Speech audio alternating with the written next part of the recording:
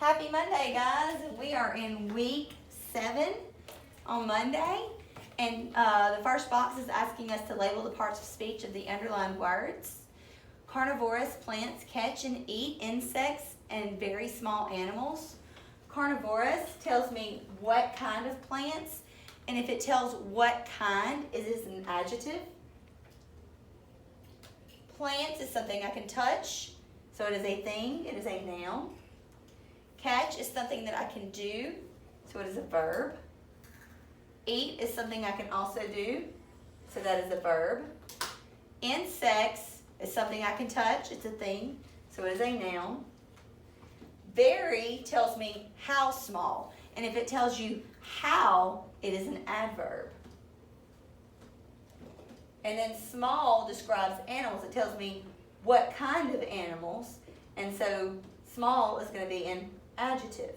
So here we have an adverb that's describing an adjective, and then the adjective that's describing animals, which is a thing, and that is a noun. Moving on to the next one, it wants us to choose whether we use then or than. Carnivorous plants trap live prey. Then or than they eat it. Well, we're not comparing anything, so we don't need than, because than is a comparing word. So we're going to say then, because that tells me that's a when word. When do they eat it? After they trap the live prey. Okay?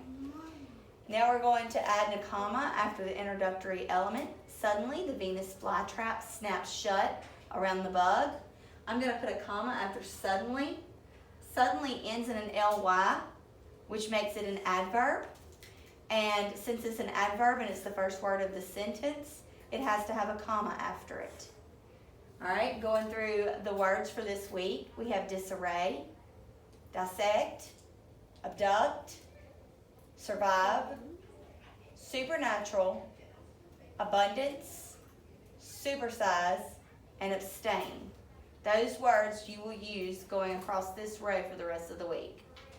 The next box, what part of speech is underlined? Oh my, how did you get stuck in your chair?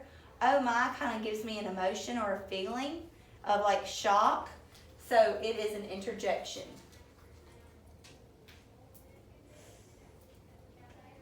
Okay.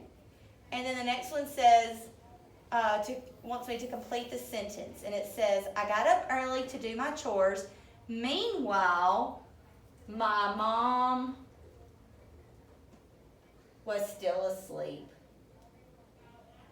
So I got up early. Mom did not.